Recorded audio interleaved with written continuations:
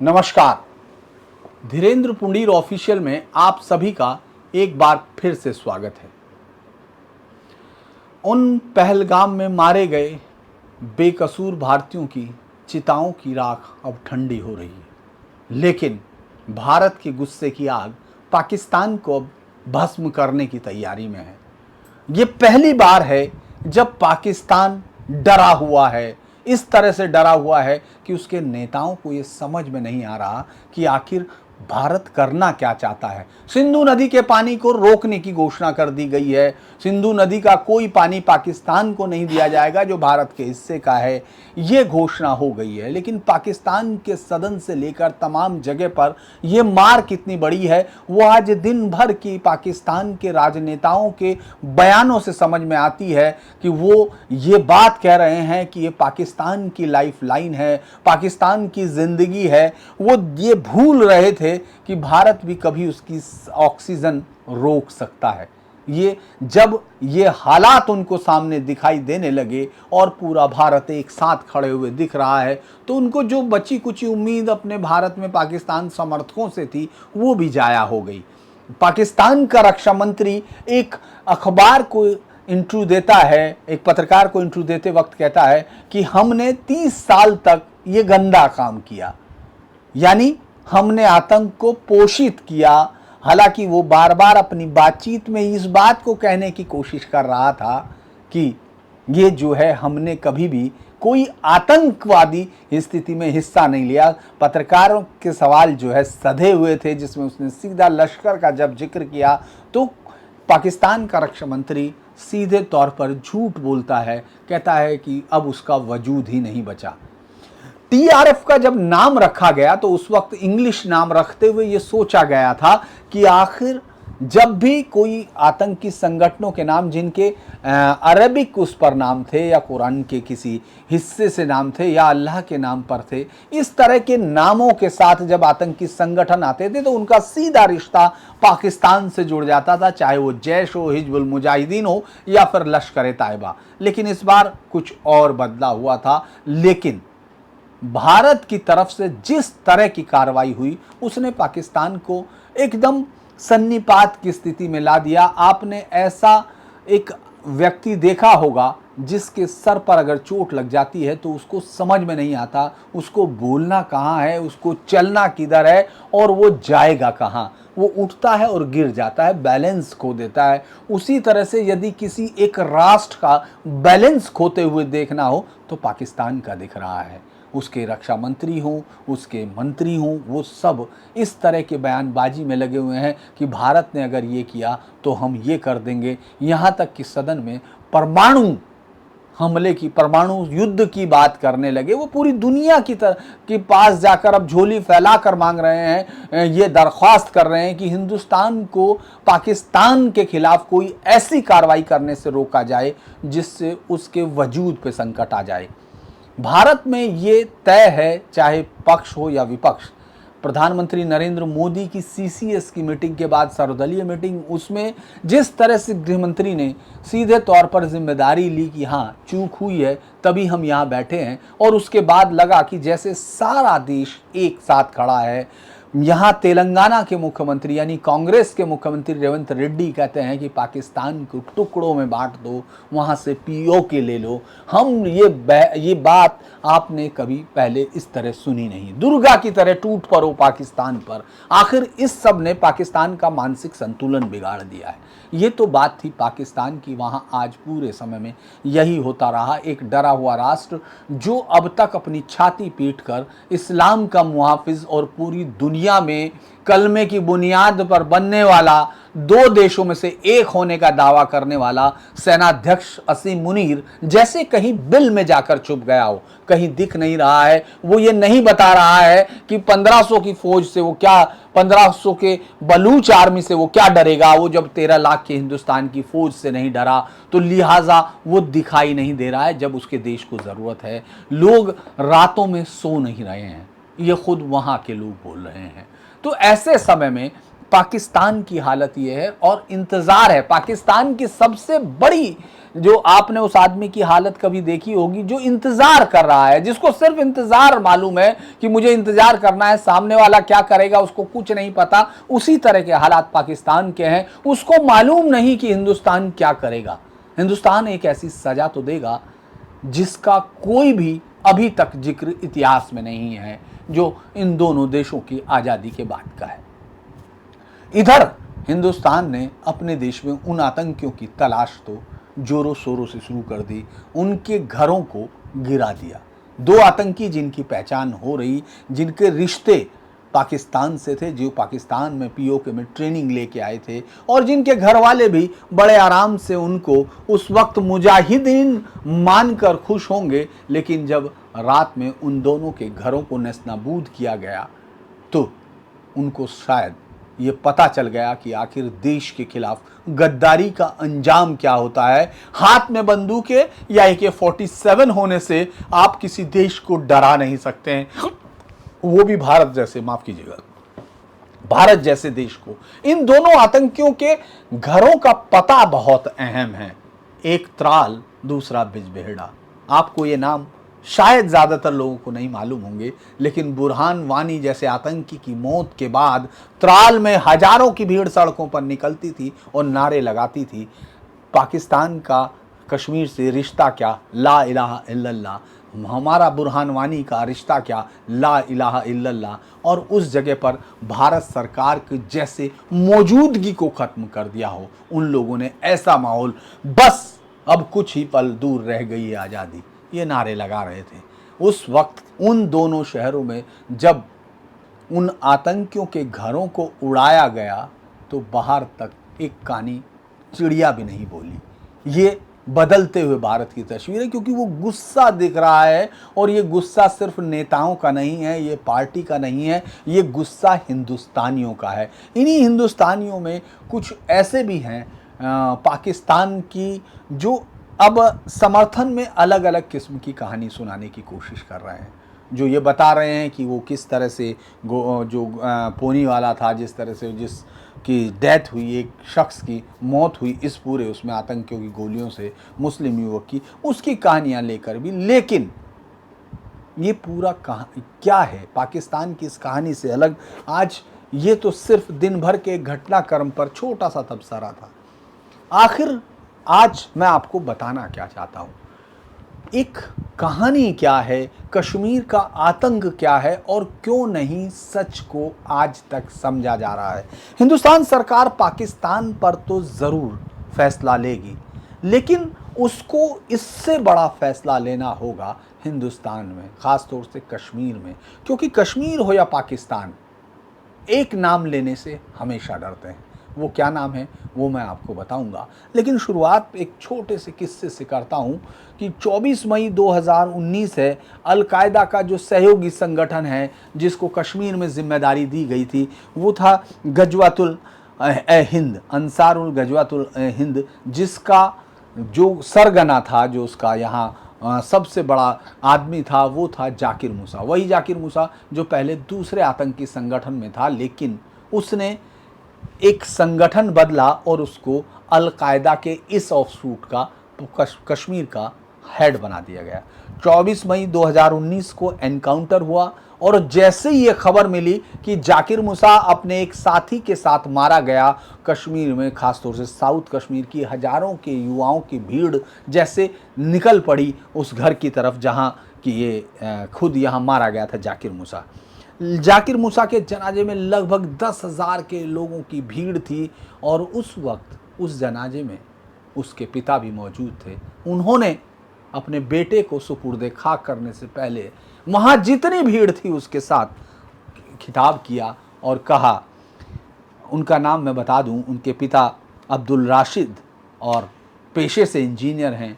वो क्या कहते हैं, मैं उस कहानी का उससे शीरा जुड़ता है। हमारे मुजाहिदीन इस्लाम के लिए लड़ रहे हैं, हमें उनकी ऑर्गेनाइजेशन के आधार पर उनसे भेदभाव नहीं करना चाहिए, हम सबको उनके पीछे एकजुट होना चाहिए।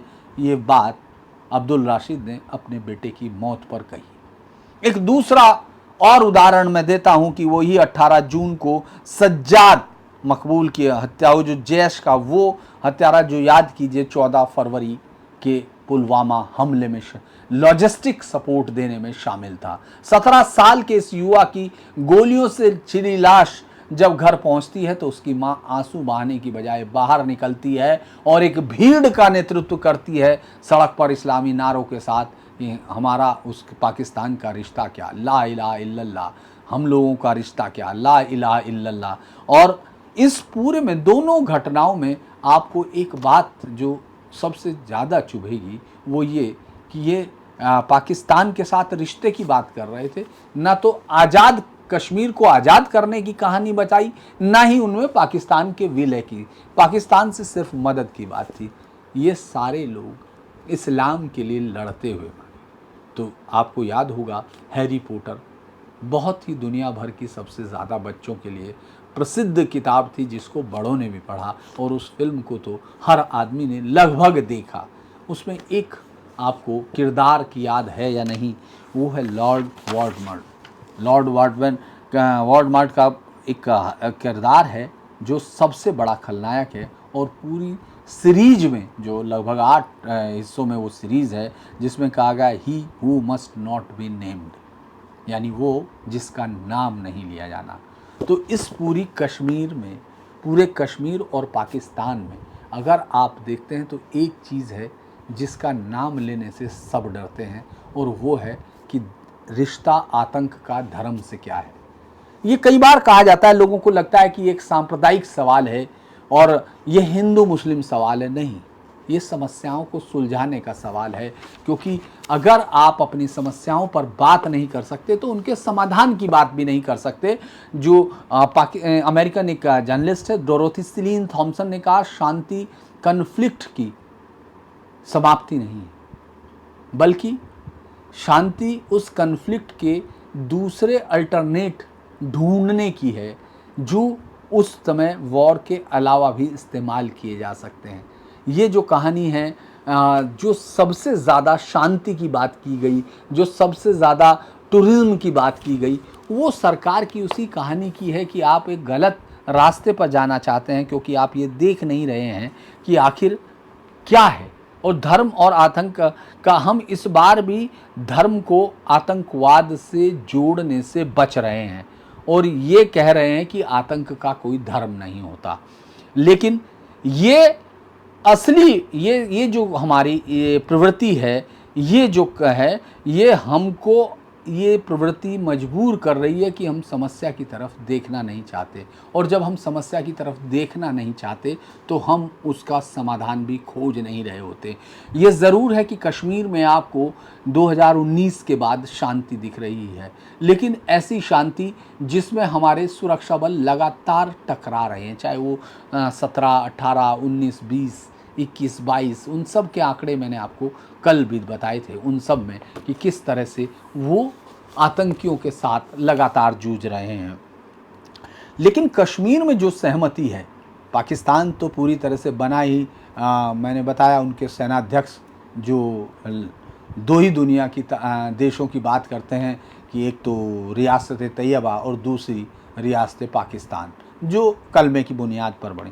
लेकिन कश्मीर में इस बात को लेकर, पाकिस्तान में ज़रूर हम लोग ये कह सकते हैं कि वहाँ मौलवी मौलाना सब इस पर बात करते हैं, क्योंकि वहाँ इस्लाम के नाम पर न केवल बना है, बल्कि वहाँ इतनी एब्सोल्यूट मेजॉरिटी में होने के बाद जिस तरह से अल्पसंख्यकों को, ख़ासतौर से हिंदुओं को वहाँ ख़त्म किया गया, ईसाइयों के खिलाफ़ जो ब्लास्फेमी एक्ट है वो 295C पाकिस्तान में, उसका जिस तरह से इस्तेमाल किया गया वो तो अलग कहानी है। लेकिन कश्मीर में क्या है, कश्मीर में सब लोग इस बात पे सहमत हैं कि धर्म को आतंक के रिश्ते पर बात नहीं करनी चाहिए। इसमें मुख्य धारा के राजनीतिक हों, सेपरेटिस्ट हों, मीडिया कर्मी हों, सिविलियंस हों, आम हों या ख़ास हों, सब लोगों ने इस पर चुप्पी साधी हुई है, क्योंकि बात नहीं करनी है। और चूंकि जब आप बात नहीं करते हैं तो ये सिरे से गायब हो जाता है।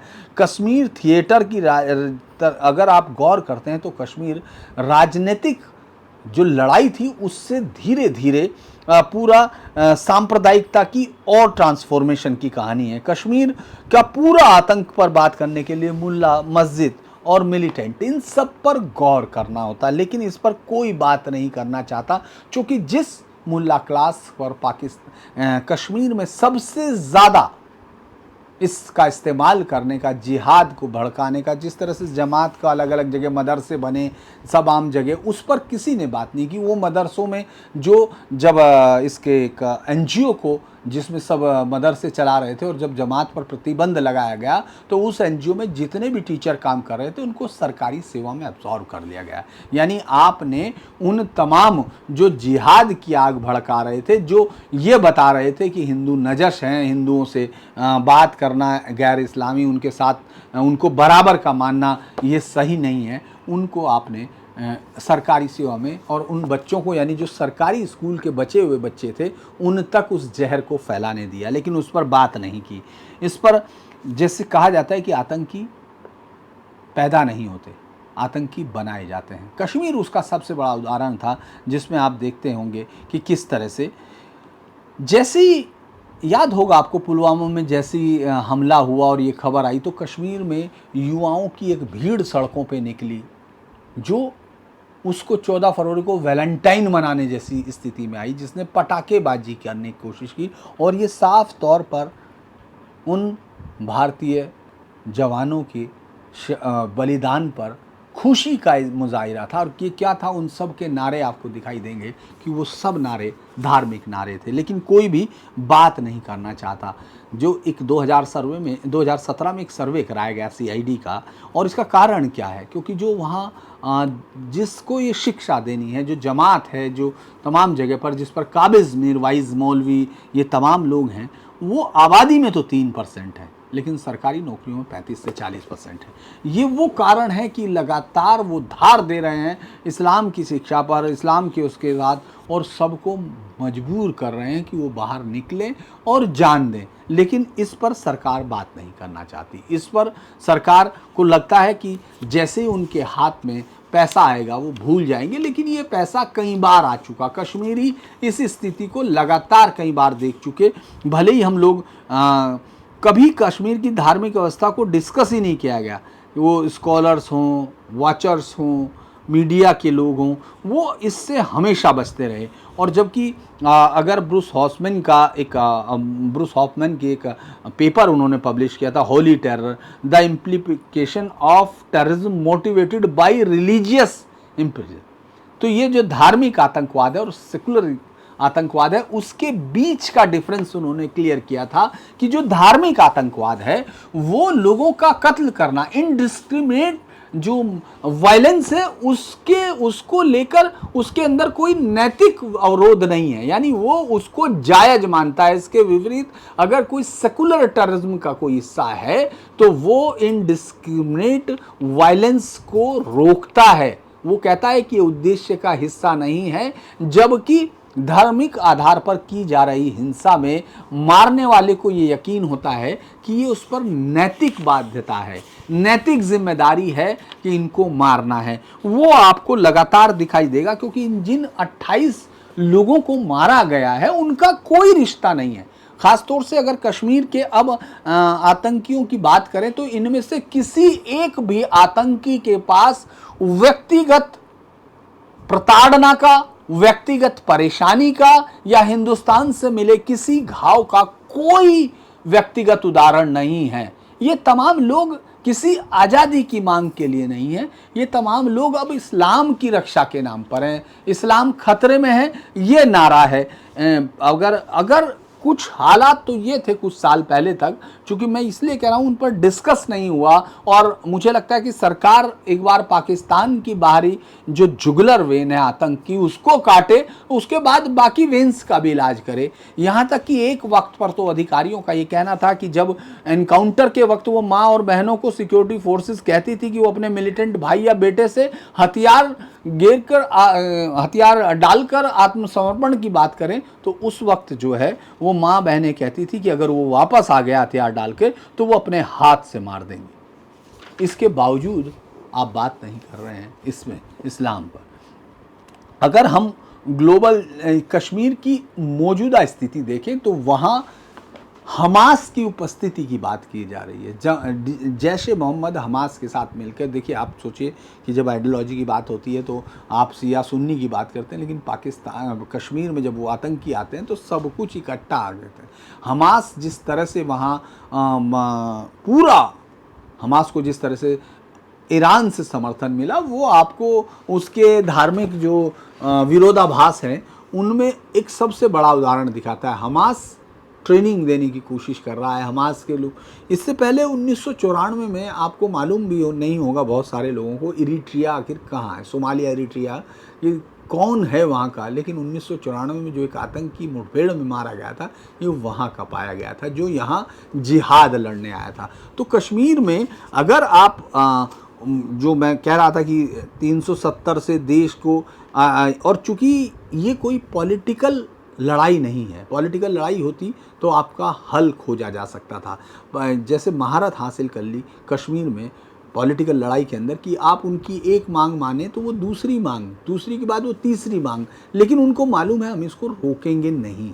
अगर हम इसको ऐसे देखते हैं कि जब 370 मौजूद थी तो उस वक्त कश्मीर के लोगों से जब बात करते थे, क्योंकि मैं खुद उस काफ़ी लंबे समय तक कश्मीर कवर करता रहा, तो उस समय उनका ये होता था कि 370 क्या है, इससे क्या हुआ, आप हमको क्या दे रहे हैं। और जब वो हटा लिया गया तो 370 के लिए लड़ाई होने लगी। तो ये एक लगातार नेवर एंडिंग स्टेट है कि आप लड़ते रहते हैं, आपको सिर्फ लड़ना है, उसके लिए ढूंढना है। ये जो अगर हम लोग ये कहें, जॉर्ज डब्ल्यू बुश ने जो कहा था कि कोई भी देश आतंकियों के साथ नेगोशिएट नहीं कर सकता, ऐसे लोगों के साथ शांति का कोई रास्ता नहीं होता जिनका आखिरी लक्ष्य मौत हो।